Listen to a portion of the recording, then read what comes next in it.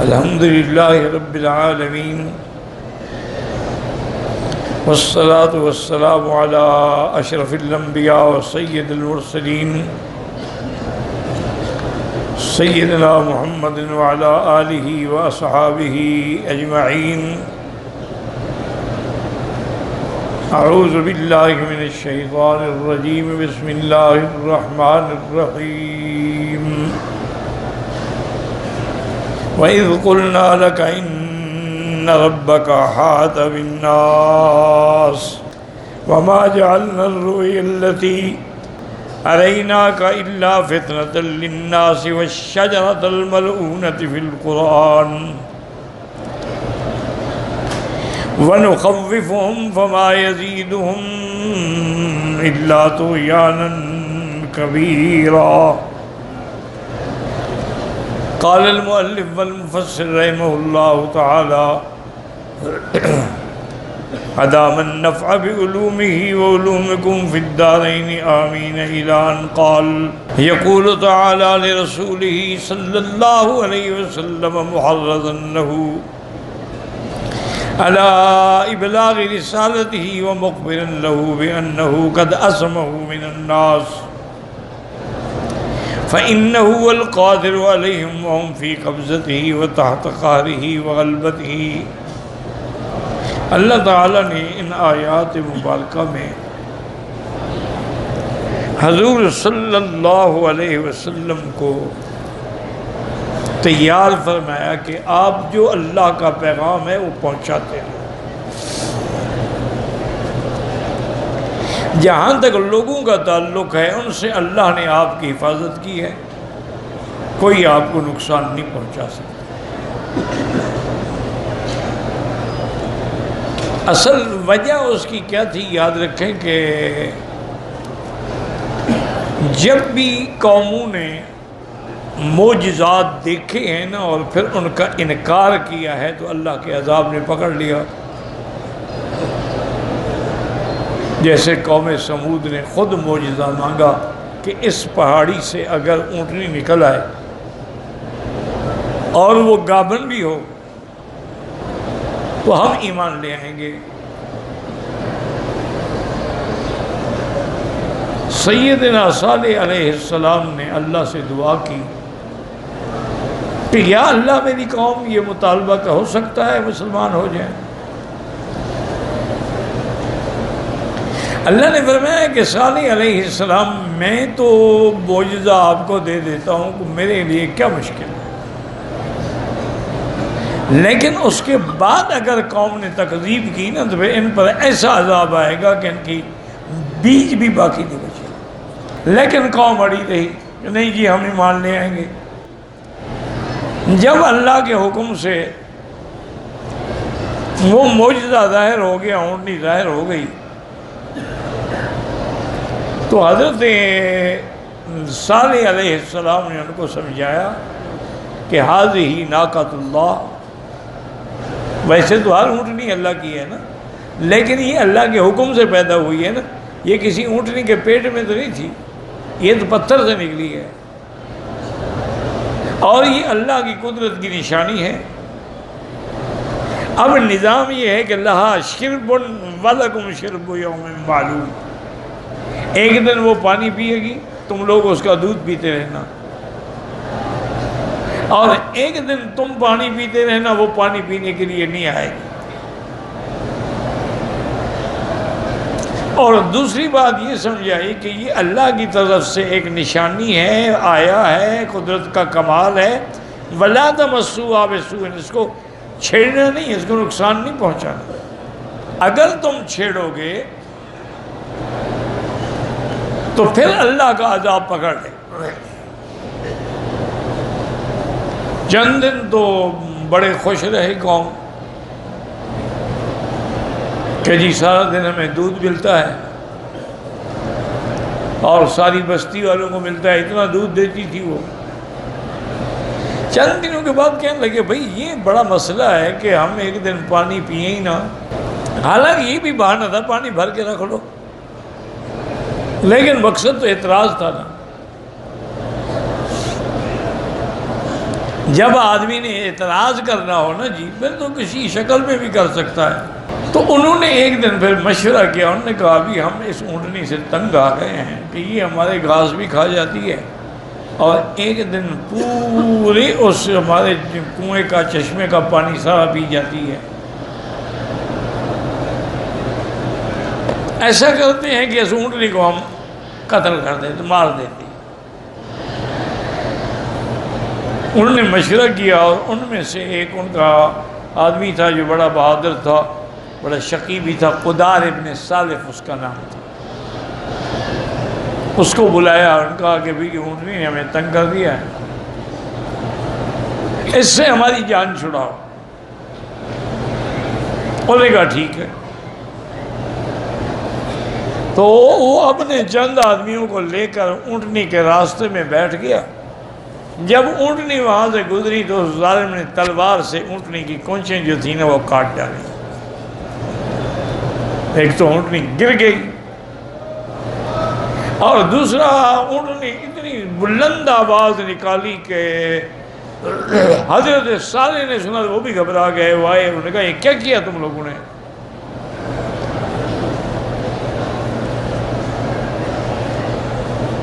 اور ساتھ میں حضرت صالح علیہ السلام نے ان کو یہ بھی بتا دیا کہ میں نے تم سے کہا تھا کہ لا تمسوها بسوء، اس کو کوئی نقصان نہ پہنچانا، لیکن تم لوگوں نے کفر کیا، ظلم کیا، اب تمتعوا فی دارکم ثلاثۃ ایام، 3 دن کی تمہیں مہلت ہے، یہ اللہ کا وعدہ ہے، 3 دن کے بعد عذاب آ جائے۔ اسی طرح میرے آقا نے رحمت دو عالم نے صلی اللہ علیہ وسلم نے حضرت علی رضی اللہ عنہ کو فرمایا تھا کہ علی دنیا میں سب سے بڑے شقی اور بدبخت جو ہیں وہ 2 آدمی ہیں۔ ایک تو بدبخت وہ ہے جس نے حضرت صالح علیہ السلام کی اونٹنی کو قتل کیا تھا، قدار ابن صالح، اشقل قوم، اپنی قوم کا سب سے بڑا بدبخت۔ اور دوسرا بدبخت وہ ہوگا جو تمہیں قتل کرے گا، وہ بھی دنیا کا شقی ہو۔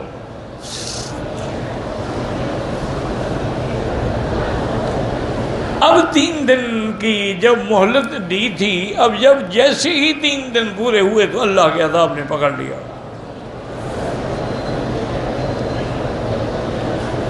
اس لیے اللہ نے فرمایا کہ میرے محبوب، آپ کے معجزے پر بھی یہ لوگ اعتراض کرتے ہیں، بہانے بناتے ہیں، قصے کہانیاں کرتے ہیں، یہ بھی ہماری طرف سے آزمائش تھی۔ آپ ان کی کسی قسم کی مخالفت کا فکر نہ کریں۔ ایک دوسرا اس میں ایک لفظ ہے کہ وَمَا جَعَلْنَا الرُّؤْيَا الَّتِي أَرَيْنَاكَ، اس وجہ سے بعض لوگوں نے کہا کہ معراج روحانی ہے، معراج جسمانی نہیں، کہ قرآن میں بھی لفظ رویا ہے، رویا تو خواب کو کہتے ہیں۔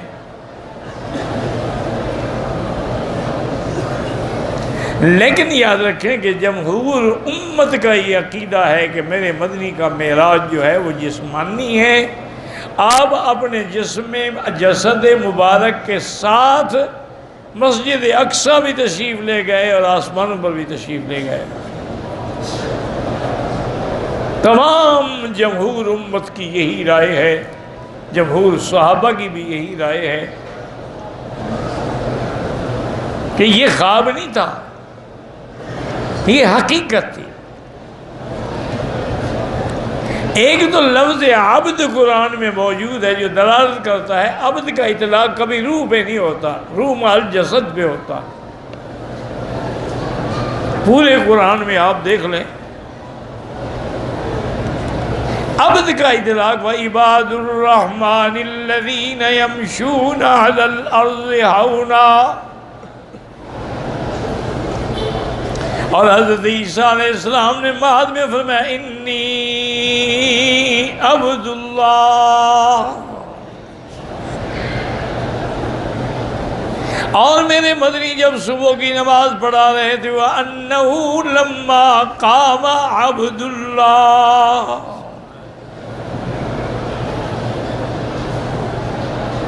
تو لفظ عبد کا اطلاق کبھی روح پر نہیں ہوتا، یاد رکھو، اس کا اطلاق ہوتا ہی روح مع الجسد پہ ہے۔ تو ایک تو لفظ رؤیا جو آ گیا، یہ قرآن پاک کا ایک انداز ہے کہ میرے پروردگار عالم کبھی کبھی ایسے کلمات استعمال کرتے ہیں جو متشابہات میں ہوتے ہیں کہ اب مومن تو دوسری آیتوں کو سامنے رکھ کے مانتے ہیں، اور جن کے دلوں میں کھوٹ ہوتا ہے وہ اس سے پھر نعوذ باللہ راستے سے ہٹ جاتے ہیں۔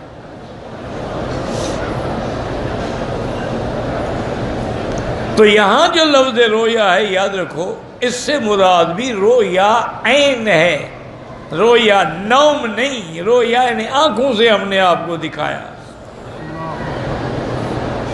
حضور پاک نے جنت دیکھی، جہنم دیکھی، آسمانوں پہ گئے، انبیاء سے ملے، نمازیں فرض ہوئیں، تو یہ سارا روحانی مسئلہ نہیں تھا، یہ باقاعدہ جسم بھی ساتھ ہے، جسمانی مسئلہ ہے۔ اور دوسرا قرآن میں آ گیا کہ کوئی کافروں کو جہنم میں کیا ملے گا؟ شجرۃ الزقوم، طعام الاسیم۔ شجرۃ الزقوم کو کہتے ہیں تھوہر کا درخت، جس کے بڑے ہی کانٹے ہوتے ہیں، اور ایسا وہ کانٹے دار بھی اور کڑوا ہوتا ہے کہ جانور بھی نہیں کھاتے۔ جب یہ لفظ آیا تو اب ابو جہل نے کہا اچھا یہ ہمیں زقوم سے ڈراتے ہیں۔ زقوم تو کہتے ہیں کہ مکھن اور شہد کو ملا لیا جائے، یہ زقوم ہے بطور طنز۔ اس لیے اس نے اپنی نکرانی کو جب مہمان آتے کہتے زکمینی، وہ زقوم لے کے آؤ، تو وہ مکھن اور شہد لے کے آتی ناشتے میں۔ کہنے لگے عجیب بات ہے، حضور فرماتے ہیں کہ جہنم میں درخت ہوگا۔ بھئی جہنم میں کیسے درخت ہوگا؟ جہنم تو آگ ہے، آگ میں کیسے کوئی درخت ہو سکتا ہے؟ اس جاہل کو، ملعون کو یہ پتہ نہیں تھا کہ اللہ جو چاہیں کر دیں، اللہ چاہیں تو سبز درخت میں آگ پیدا کر دیں، اور اللہ چاہیں تو جہنم میں درخت پیدا کریں جس کی غذا ہی آگ ہو۔ اس لیے اللہ تبارک و تعالی نے ان آیات مبارکہ میں ان دو چیزوں کا ذکر فرمایا ہے، اور کافروں کو اللہ نے ڈرایا عذاب سے، لیکن وہ بجائے ایمان لانے کے اور بھٹکتے گئے۔ اس لیے مفسر رحمۃ اللہ علیہ فرماتے ہیں اللہ نے فرمایا کہ میرے محبوب ہم آپ کی حفاظت فرمائیں گے، اور اس پہ اللہ قادر ہیں، چونکہ ساری مخلوق اس کے قبضے میں ہے، اس کے قہر کے تابع، اس کے غلبے کے تابع ہے۔ قال مجاہد بین حسن و قتادہ وغیرہ فی قلنا لک ان ربک احاط بالناس عصمک منہم، اللہ آپ کو ان سے محفوظ رکھیں گے، آپ کی حفاظت فرمائیں گے۔ وما جعلنا الرؤيا التي أريناك إلا فتنة للناس، فتنہ کا معنی ہوتا ہے، یاد رکھیں، امتحان، آزمائش۔ جیسے اللہ نے فرمایا انما اموالکم واولادکم فتنہ، تمہارے مال اور تمہاری اولاد ہے یہ بھی تمہارے لیے آزمائش۔ اسی طرح اللہ نے فرمایا قد فتنا سلیمان، ہم نے حضرت سلیمان کو آزمائش میں ڈالا۔ تو اس لیے اللہ پاک نے فرمایا کہ یہ ہم نے جو آپ کو ما جعلنا الرؤيا التي أريناك إلا فتنة للناس۔ قال البخاری قال سفیان عن اکرمۃ عن عباس وما جعلنا الرؤيا التي أريناك إلا فتنة للناس قال هي رؤيا عين، اور یا رسول اللہ یہ رویا آنکھوں کے ساتھ تھا جو حضور نے دیکھا لیلۃ اسری بہ، جب آپ کو اسراء اور معراج ہوا۔ والشجرۃ الملعونۃ فی القرآن، جس کا قرآن میں ذکر ہے، وہ کون سا درخت ہے؟ شجرۃ الزقوم۔ وقد رواه احمد الرزاق وغيره من سفيان بن ابي وقد رواه فی ابن عباس وَهَكَذَا فَسَّرَ ذَلِكَ بِلَيْلَةِ الْإِسْرَاءِ مجاہد و سعید بن جبیر والحسن و مسروق ابراہیم و قتادہ و عبد الرحمن زید وغیر وقت تقدم احادیث الاسراء فی اول سورۃ مستقصات وللہ الحمد والمنہ۔ اب مفسر فرماتے ہیں کہ اسراء کے بارے میں نے بڑی مفصل حدیثیں ذکر کر دی ہیں ابتدا سورت میں۔ وَتَقَدَّمَ أَنَّ نَاسًا رَجَعُوا عَنْ دِينِهِمْ بَعْدَمَا كَانُوا عَلَى الْحَقِّ، بعض لوگ جو ہیں یہ معراج کا قصہ سن کے نعوذ باللہ حق پر تھے لیکن حق چھوڑ کے دین چھوڑ دیا۔ لِأَنَّهُ لَمْ تَحْمَلْ قُلُوبُهُمْ وَعُقُولُهُمْ ذَلِكَ، وہ کہتے ہیں ہمارے دلوں میں، ہمارے عقل میں یہ بات نہیں آ سکتی کہ ایک رات میں حضور نے یہ سارے سفر طے فرما لیے ہیں۔ فَكَذَّبُوا بِمَا لَمْ يُحِيطُوا بِهِ بِعِلْمِهِ، جو چیز ان کے علم میں نہ آئی تو وہ تکذیب کر بیٹھے۔ وَجَعَلَ اللَّهُ ذَلِكَ ثَبَاتًا يَقِينًا لِآخَرِينَ، اور صحیح مومنوں کے لیے اللہ نے اس معجزے کو اور یقین کا ذریعہ بنا دیا۔ وَلِهَذَا قَالَ إِلَّا فِتْنَةً اختبارا وامتحانا، یہ اختبار ہے، امتحان۔ وَأَمَّا الشَّجَرَةُ الْمَلْعُونَةُ وَهِيَ شَجَرَةُ الزَّقُّومِ لَمَّا أَخْبَرَهُمْ رَسُولُ اللَّهِ صلی اللہ علیہ وسلم انہ رأى الجنة والنار، آپ نے جب بتایا کہ میں نے معراج والی رات جنت بھی دیکھی جہنم بھی دیکھی، ورأى شجرة الزقوم، اور میں نے یہ بھی دیکھا کہ اس میں وہ شجرة الزقوم کا درخت ہے۔ فكذبوا بذلك حتى قال ابو جہل علیہ لعائن اللہ ہاتوا لنا تمرا وزبدا، ابو جہل نے نعوذ باللہ مذاق بنا رکھی کہ مکھن لے آؤ، کھجور لے آؤ، ایک ادھر سے ملا کے کھاؤ، یہی زقوم ہے۔ وجا کر یاکل من هذا بهذا ويأكل زقوم والنار زقوم غیرها، کہ یہی زقوم ہے اور تو کوئی نہیں۔ حقاذا انباس مسروق و ابو مالک و حسن بصری وغیر واحد وكل من قال ان عليه الاسراء فسره كذلك شجرة الزقوم وقيل المراد بالشجرة الملعونة بنو امیہ، اس درخت سے مراد بنو امیہ، یہ غلط ہے۔ وقال يحدث عن محمد بن الزبالة قال ابن عبد المحيم بن عباس بن سعد بن سعد حدثني ابي عن جدي قال رسول بني فلان ينزفون على منبر النزو والقرود، کہ حضور نے دیکھا کہ بعض لوگ آپ کے منبر پہ ایسے جیسے بندر ٹاپتا ناچتا ہے ایسے ہیں فساد، آپ کو یہ بات بڑی بری لگی۔ فلما استجمع ضاحكا حتى مات، اس کے بعد پھر حضور کبھی مسکرائے بھی نہیں اس غم کی وجہ سے۔ قال وانزل اللہ فی جان رؤیتی اللہ فتنة ضعیف جدا، یہ بھی بالکل روایت ضعیف ہے۔ فإن محمد بن زبالة متروک، اس میں جو راوی ہے نا محمد بن الحسن بن زبالہ، یہ متروک ہے۔ والشیخ هو ايضا ضعیف بالکل، اس کا جو استاد ہے وہ بھی بالکل ضعیف ہے۔ ولہذا اختار بذلك ليلة الإسراء وأن الشجرة الملعونة هي الشجرة الزقوم، انہوں نے کہا کہ لیلۃ الاسراء اور یہ اس سے مراد شجرۃ الزقوم ہے۔ قال اجماع الحجة من اہل التاویل على ذلك في الرؤيا والشجرات، چونکہ تمام اہل حق کا اجماع ہے۔ ونخوفهم الکفار بالوعید والعذاب والنکال، اللہ کافروں کو ڈراتے ہیں لیکن یہ بدبخت اور زیادہ بھاگتے ہیں۔ وما یزیدهم الا طغیانا کبیرا اعتمادیا فیما هم فیہ کفر وذلک من خذلان اللہ لهم، بجائے ہدایت پکڑنے کے یہ اور زیادہ نعوذ باللہ بھاگتے ہیں۔ اصل میں ہدایت اللہ کے ہاتھ میں ہے، جس کو چاہیں ہدایت عطا فرمائے، واللہ اعلم۔